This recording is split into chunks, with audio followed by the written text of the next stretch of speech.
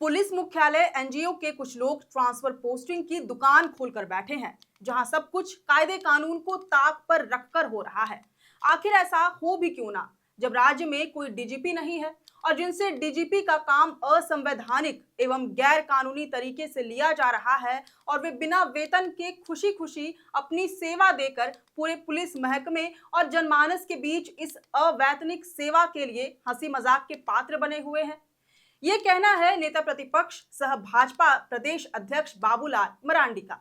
दरअसल झारखंड के डीजीपी अनुराग गुप्ता पर बीजेपी लगातार हमलावर है। रिटायरमेंट के बावजूद अनुराग गुप्ता द्वारा डीजीपी के पद पर सेवा देने को लेकर सवाल खड़े हो रहे हैं। वहीं दूसरी तरफ इस विषय पर राजनीतिक बयानबाजी भी शुरू हो गई है। भाजपा और झामुमो डीजीपी अनुराग गुप्ता के रिटायरमेंट और नए डीजीपी की नियुक्ति को लेकर आमने सामने हो गए हैं। डीजीपी पद पर अनुराग गुप्ता की नियुक्ति से नाखुश नेता प्रतिपक्ष बाबूलाल मरांडी ने बीते कल 11 मई को अपने एक्स हैंडल पर एक पोस्ट किया था। उन्होंने हेमंत सोरेन सरकार पर निशाना साधते हुए लिखा था, निर्लज्जता की भी एक हद होती है, पर हेमंत सोरेन की सरकार ने तो उसे भी पार कर दिया है।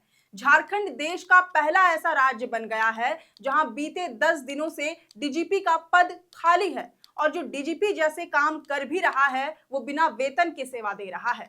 वहां मुख्यमंत्री जी, ये तो नया भारत निर्माण है, बिना वेतन, बिना संवैधानिक वैधता, सिर्फ भ्रष्टाचार के दम पर प्रशासन। उन्होंने आगे लिखा है कि अब क्यों ना एक नई नीति ही बना ली जाए। धनबाद, हजारीबाग, रामगढ़, बोकारो जैसे कोयला वाले कमाऊ इलाके समेत बाकी के खनिज इलाकों में भी बिना वेतन केवल कमीशन आधारित सेवा के लिए रिटायर्ड और अनुभवी लोगों से आवेदन मंगवाइए। जो काम डीजीपी साहब कर रहे हैं वही मॉडल लागू कीजिए, जहां वेतन की जगह वसूली हो और संविधान की जगह किचन कैबिनेट के आदेश मान्य हो। बाबूलाल मरांडी ने हेमंत सोरेन सरकार को घेरते हुए संविधान के आर्टिकल्स और एक केस का भी उल्लेख किया।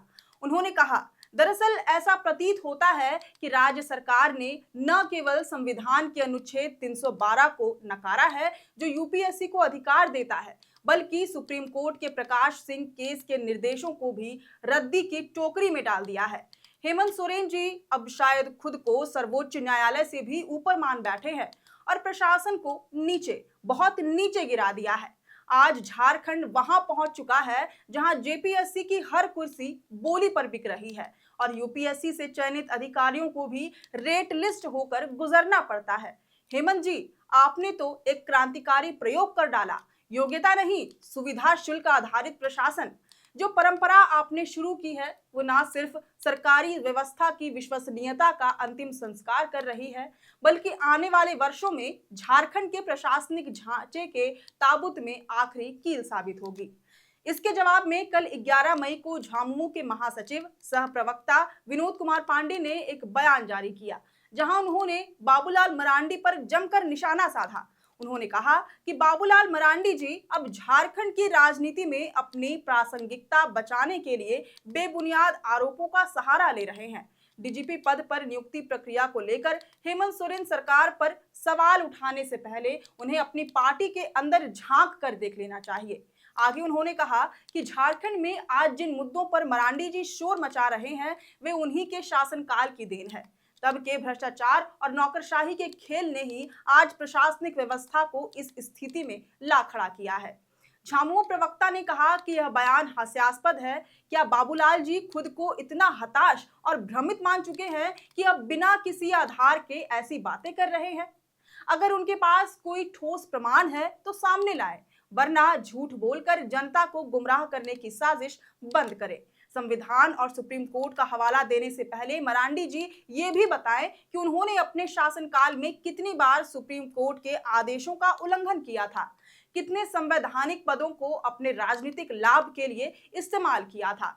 बहरहाल, अब जैसा कि आपको याद होगा, हमने पिछले दिनों एक रिपोर्ट पेश की थी जिसमें बताया था कि झारखंड के प्रधान महालेखाकार ने डीजीपी अनुराग गुप्ता को 30 अप्रैल के बाद से रिटायर मान लिया है। इस वजह से 1 मई से उनकी सैलरी रोक दी गई है, उनका पे स्लिप शून्य कर दिया गया है। यानी विगत 11 दिनों से अनुराग गुप्ता डीजीपी के पद पर बिना सैलरी के ही सेवा दे रहे हैं। हालांकि राज्य सरकार ने अब तक उनके रिटायरमेंट की घोषणा नहीं की है, जिस वजह से बाबूलाल मरांडी समेत भाजपा लगातार सवाल खड़े कर रही है। आज फिर से एक मामले में अपनी प्रतिक्रिया व्यक्त करते हुए बाबूलाल मरांडी ने यह मुद्दा उठाया। मामला दरअसल पुलिसकर्मियों के ट्रांसफर पोस्टिंग से जुड़ा हुआ था। बाबूलाल मरांडी ने अपने एक्स हैंडल पर एक पोस्ट शेयर करते हुए सवाल किया, डीआईजी बड़ा या डीएसपी? मुख्यमंत्री हेमंत सोरेन जी, झारखंड के लोगों को आपसे इस सवाल का जवाब चाहिए।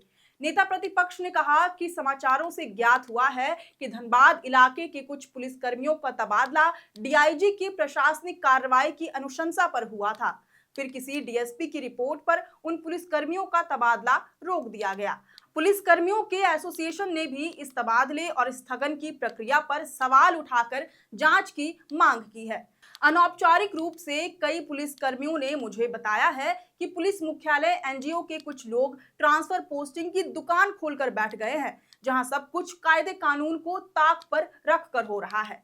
आखिर ऐसा हो भी क्यों ना, जब राज्य में कोई डीजीपी नहीं है और जिनसे डीजीपी का काम असंवैधानिक एवं गैर कानूनी तरीके से लिया जा रहा है और वे बिना वेतन के खुशी खुशी अपनी सेवा देकर पूरे पुलिस महकमे और जनमानस के बीच इस अवैतनिक सेवा के लिए हंसी मजाक का पात्र बने हुए हैं। मतलब कुल मिलाकर देखा जाए तो डीजीपी की नियुक्ति और सेवानिवृत्ति फिलहाल झारखंड सरकार के लिए चुनौती बनी हुई है, जबकि डीजीपी के जरिए भाजपा को सरकार पर निशाना साधने का एक और मौका मिल गया है। अब देखना होगा कि डीजीपी अनुराग गुप्ता की रिटायरमेंट और सैलरी को लेकर आगे क्या फैसला होता है।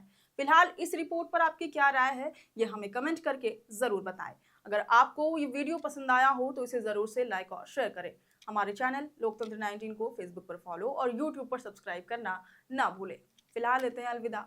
जोहार।